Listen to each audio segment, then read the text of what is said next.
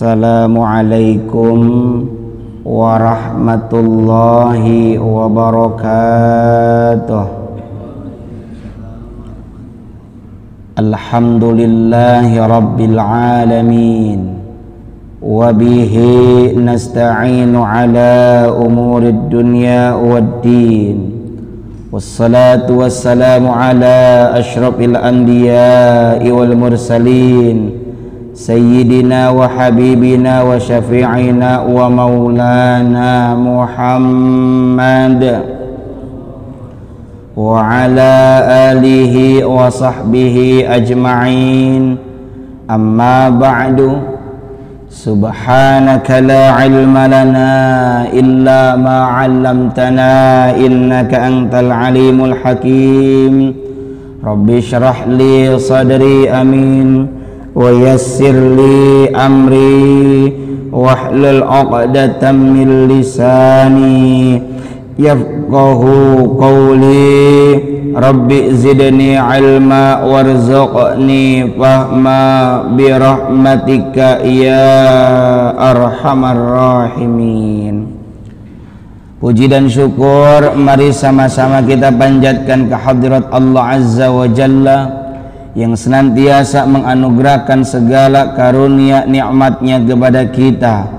Utamanya adalah nikmat iman, nikmat Islam, nikmat sehat wal afiyah, juga tentunya tidak lupa adalah nikmat waktu luang. Alhamdulillah. Salawat beriring salamnya semoga senantiasa tercurahkan kepada manusia agung, insan teladan sepanjang zaman. Beliau adalah Rasulullah Muhammad sallallahu alaihi wasallam, juga teruntuk keluarga beliau, para sahabat beliau, para tabi'in, tabi'ut tabi'in, atba'ut tabi'in, hingga kita sekalian yang sedang diajar taat akan syariat dan menghidupkan sunnah-sunnahnya.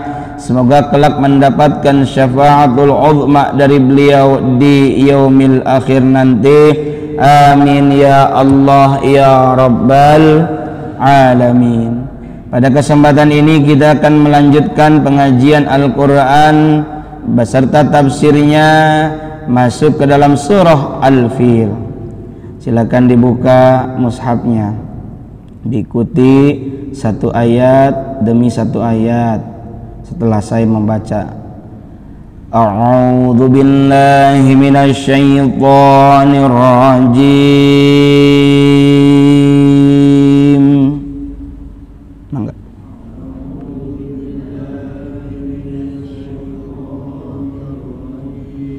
Bismillahirrahmanirrahim.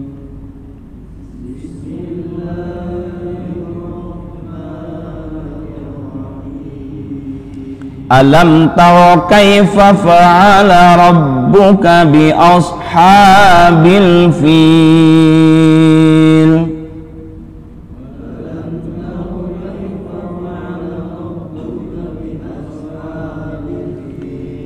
Alam yaj'al kaidahum fi tadlil.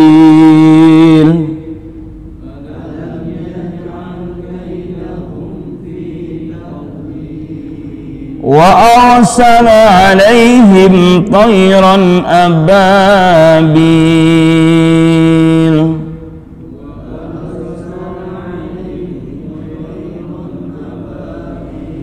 Tarmihim bihijaratin min sijil.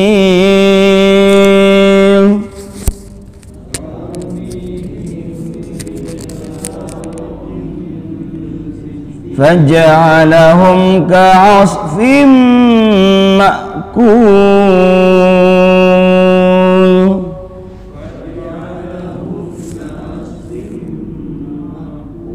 Sadaqallahul azim.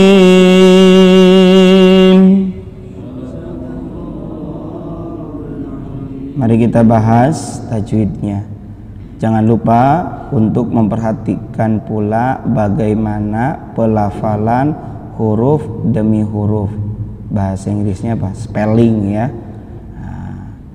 bagaimana a, ha, ha, ja, za, za dan sebagainya. Itu penting karena bisa salah pelafalan, ya bisa memengaruhi pada arti. Mari kita lihat tajwidnya. Alam, kita udah pernah bahas tuh. Apabila mim sukun bertemu dengan selain mim, selain ba. Sekali lagi, apabila mim sukun, ini mim sukun ya, bertemu dengan, berarti di depannya, setelahnya, dengan selain mim, selain ba, berarti pantangannya apa?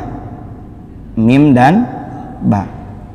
Maka hukumnya disebut izhar syafawi. Izhar artinya jelas, makanya ada kata mohon maaf zahir dan batin. Mohon maaf atas segala salah yang nampak, yang jelas, maupun yang tidak jelas, yang tidak nampak, zahir dan batin. Izhar itu jelas. Syafawi artinya bibir ya, karena ada makhraj syafatain, dua bibir. Ini bibir, sebab mim itu makhrajnya syafatain, dua bibir. Berarti izhar syafawi adalah jelas di bibir. Maka bila mana mim sukun bertemu dengan alias setelahnya selain mim selain ba, maka dibaca jelas bunyi M-nya. Alam taro, alhamdu, an'amta. Alhamdu mim sukun bertemu apa itu? Da, bukan mim, bukan ba. An'amta mim sukun bertemu apa itu? Ta, bukan mim, bukan ba. Gitu. Lah, emang kalau bertemu dengan mim dan atau bertemu dengan ba bagaimana? Kalau mim sukun bertemu dengan mim lagi setelahnya, namanya idgham mutamatsilain alias idgham mimi. Mutamatsilain karena sama-sama, misal itu kan sama, mim sukun bertemu dengan mim lagi, cuma yang satu hidup. Ya. Kalau bertemu dengan ba, ntar ada talmihim. Nah, itu ikhfa syafawi, samar ikhfa itu. Kalau idgham dilebur sehingga sama-sama ditahan. Beda dengan izhar syafawi yang dibaca jelas. Alhamdu, alam taro. Nah, udahlah, tajwidnya gitu doang, dikit aja. Kita pengen fokus pada tafsirnya. Bismillahirrahmanirrahim. Surah Al-Fil artinya apa? Gajah. Karena ini akan berkenaan dengan sirah atau tarikh, sejarah yang berkenaan dengan tahun kelahirannya Rasulullah SAW yang disebut dengan Amul Fil. Ya, juga berkenaan dengan adanya upaya penghancuran Ka'bah oleh Abraha. Surah Al-Fil ini ya, tadi apa artinya? Gajah. Di Al-Quran itu ada beberapa nama surah yang kalau diartikan artinya ada nama-nama binatang. An-Namal artinya semut. Apa lagi itu? An-Nahal artinya lebah. Al-Ankabut ya. Kemudian Al-Baqarah sapi. Oh, terus apa lagi? Ada orang baru belajar ngaji, pas giliran dia sholat imamnya baca surah Al-Baqarah, panjang amat, dalam hati dia ngebatin. Besoknya nanya dulu ke imam, Pak Imam, ya sekarang mau baca surah apa? Surah Al-Fil. Apa arti Al-Fil? Gajah. Waduh, Baqarah artinya sapi aja panjang, apalagi ini sapi katanya lebih gede, apa? Gajah. Wah, nggak begitu juga. Baik. Surah Al-Fil. Surah Al-Fil ini ada asbabun nuzul. Asbabun nuzul itu sebab-sebab diturunkannya ayat atau Al-Quran. Jadi ayat ini, surah ini apa sebabnya? Surah ini, surah Al-Fil ini diturunkan ya setelah Al-Kafirun. Jadi kalau urutannya itu al-kafirun, baru al-fil. Ini berdasarkan urutan ya. Kan kalau berdasarkan urutan kita pernah bahas, satu al-alaq, iqra bismi rabbikal ladzi khalaq, 5 ayat pertama. Yang kedua al-qalam, ketiga al-muzammil, 4 al-muddatsir, 5 al-fatihah. Terus ke 17 al-maun, 18 al-kafirun. Nah ini yang ke-19 al-fil. Padahal kalau tadi urutannya urutan keberapa di situ? Al-fil 105. Tapi berdasarkan urutan turun ke 19 setelah al-kafirun. Nah, isinya secara global, secara pokok itu mengingatkan nikmat Allah yang diturunkan kepada kaum Quraisy. Kemarin kita udah bahas surah Quraisy. Di alam itu apa ya? Dipuji oleh Allah, diingatkan tentang nikmat. Maka ini juga lagi-lagi Allah mengingatkan tentang nikmat yang Allah turunkan kepada kaum Quraisy, karena Allah menyelamatkan orang-orang Quraisy di Makkah saat itu dari serangan tentara bergajah yang dipimpin oleh Raja Abraha. Di mana ini Abraha beserta tentaranya? Mereka berusaha menghancurkan Ka'bah dan meratakannya dengan tanah, tapi Allah menghancurkan mereka dan mengusir dengan hina. Kata Al-Imam Ibnu Katsir, Allah menyelamatkan orang-orang Quraisy bukan karena mereka lebih dari orang-orang Yaman yang beragama Nasrani, bukan, tapi karena memelihara Ka'bah. Jadi dalam kisahnya itu bahwa ini ada penyerangan terhadap Ka'bah ya, oleh siapa? Abraha. Makanya ayatnya begini, alam taro, apakah kamu tidak memperhatikan? Taro bukan makanan, dari kata ro'a, melihat. Tidakkah kamu melihat? Kira-kira begitu. Allah bertanya bukan berarti tidak tahu, tapi tujuannya supaya kita berpikir. Nya kira-kira begitulah, mengingatkan. Makanya kata Allah, tidakkah kamu memperhatikan kaifa, bagaimana, fa'ala, berbuat, rabbuka, siapa? Tuhanmu, bi ashabil fil, terhadap ashabul fil. Gitu. Jadi alam taruh di sini kalau dalam tafsir Jalalain istifhamu ta'ajjubin ay i'jab. Jadi supaya ta'ajjub, heran. Gitu. Kaifa fa'ala rabbuka bi ashabil fil. Gitu ya.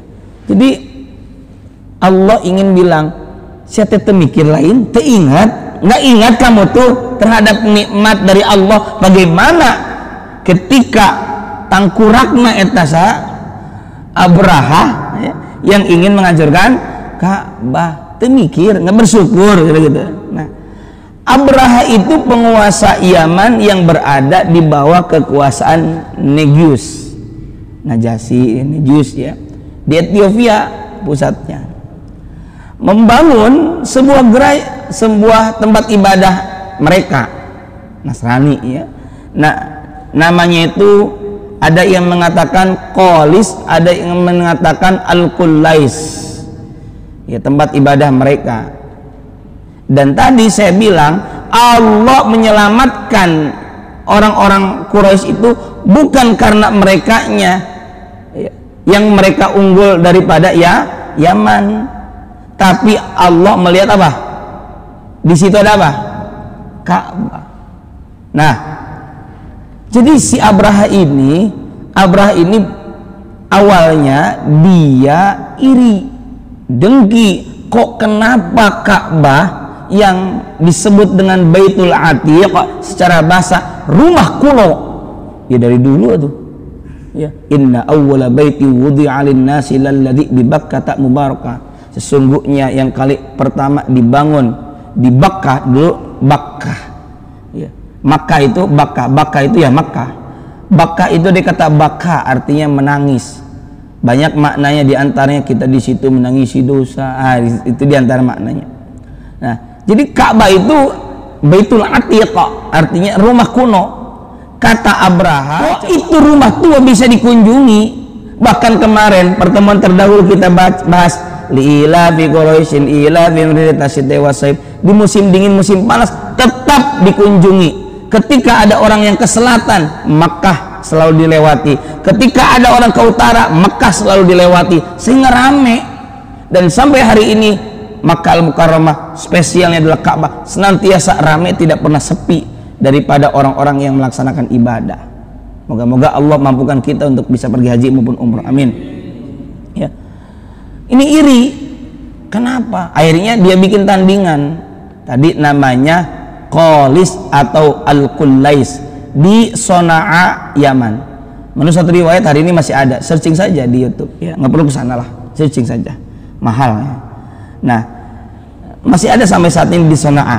Nah, Abraha dia berkirim surat ke Raja Negus di Ethiopia. Ethiopia itu sekarang daerah mana? Benua apa?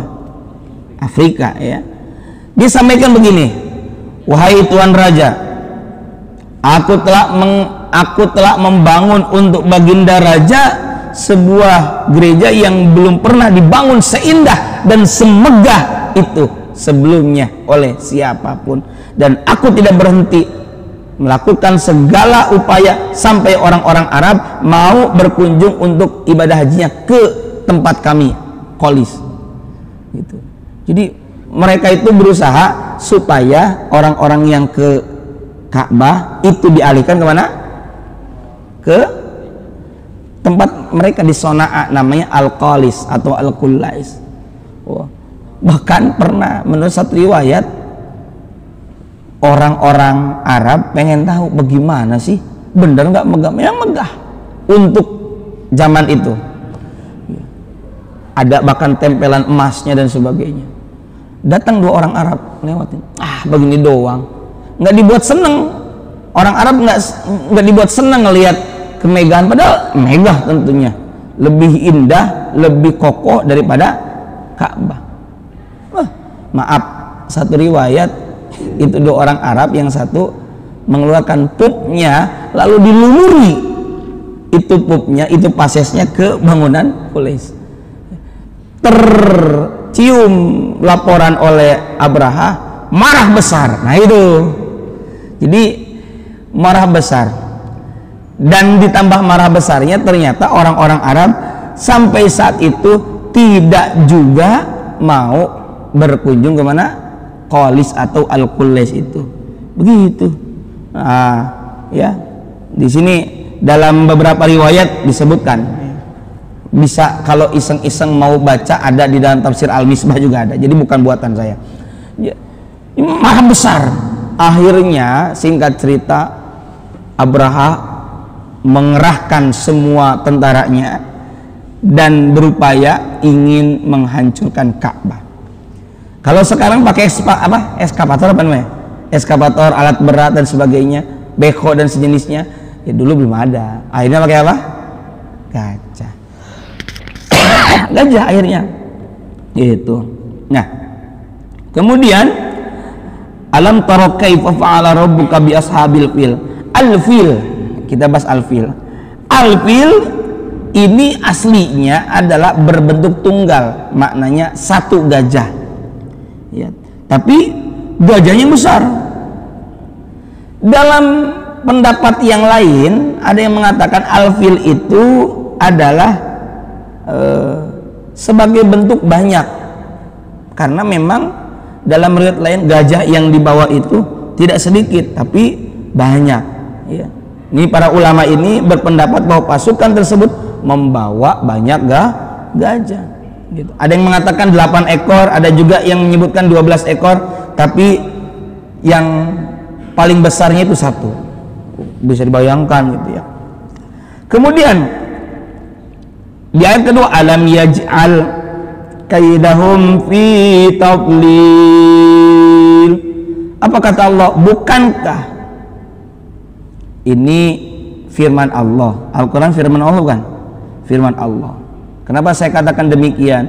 Karena kadangkala kalau kita baca ayat-ayat di Al-Quran, ada kalimah yang menggunakan pihak ketiga, person ketiga. Kan gini nih, kalau kita ngomong kan saya, kamu, dia, atau kami, kalian, mereka, kan gitu ya.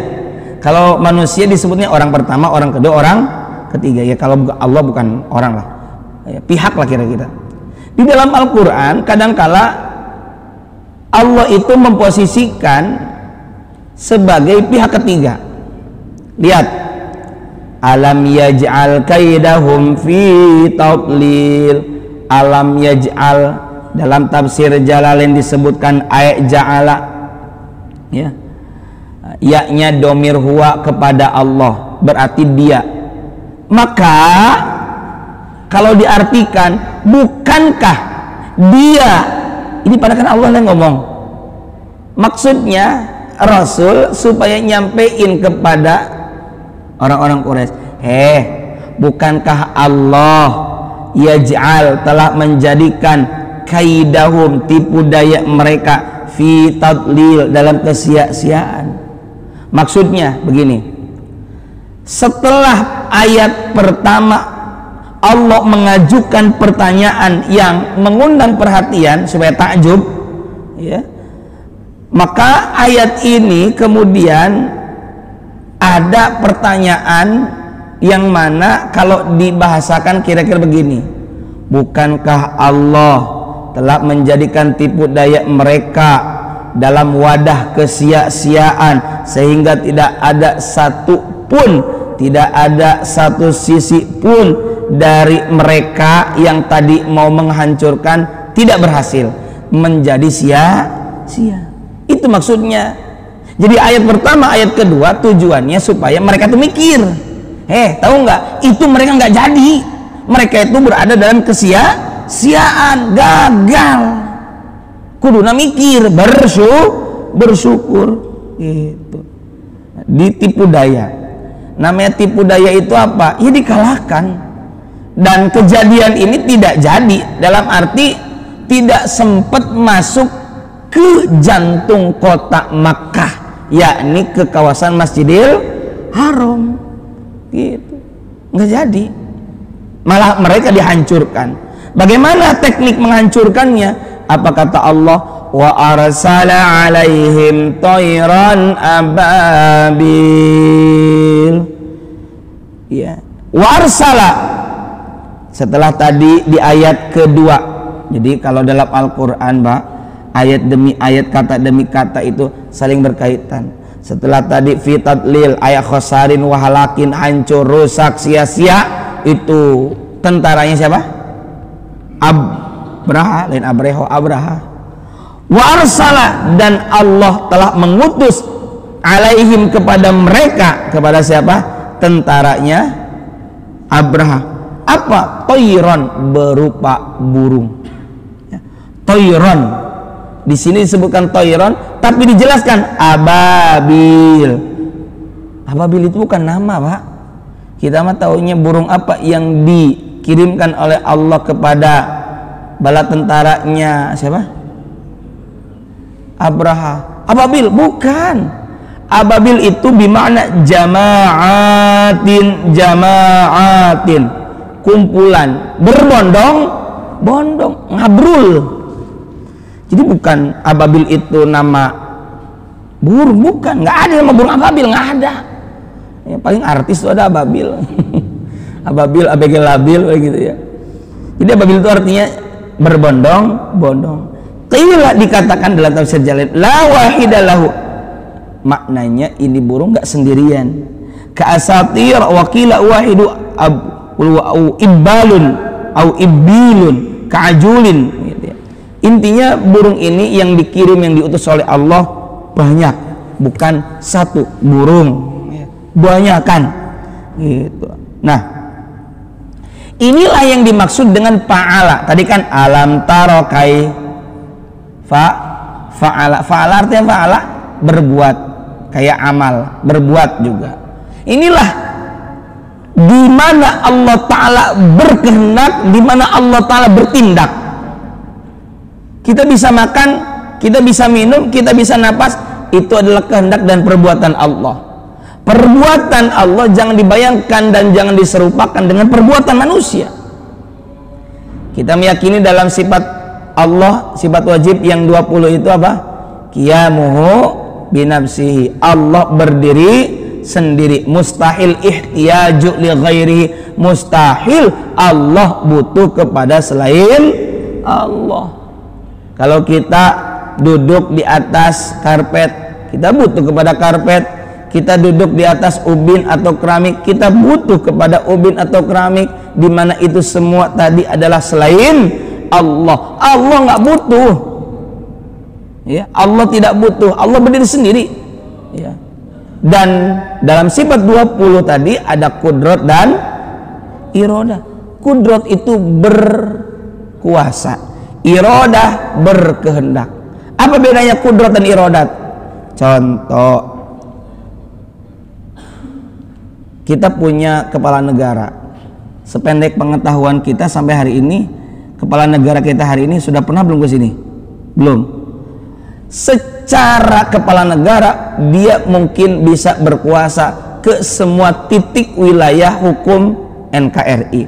Tapi irodah itu artinya apa? Berkehendak. Secara irodah dia belum pernah. Betul nggak? Sama. Kita mungkin irodah berkehendak bisa kesini setiap waktu, tapi kita bukan siapa-siapa, maksudnya bukan sebagai pemimpin dan bukan penguasa, sehingga kita tidak punya kudrat. Allah ya kudrat ya irodah, begitu. Allah berkuasa kepada semua kita, setiap insan, setiap jiwa. Bagi Allah gampang. Mau matiin kapan waktu gampang, nggak perlu fisik tek.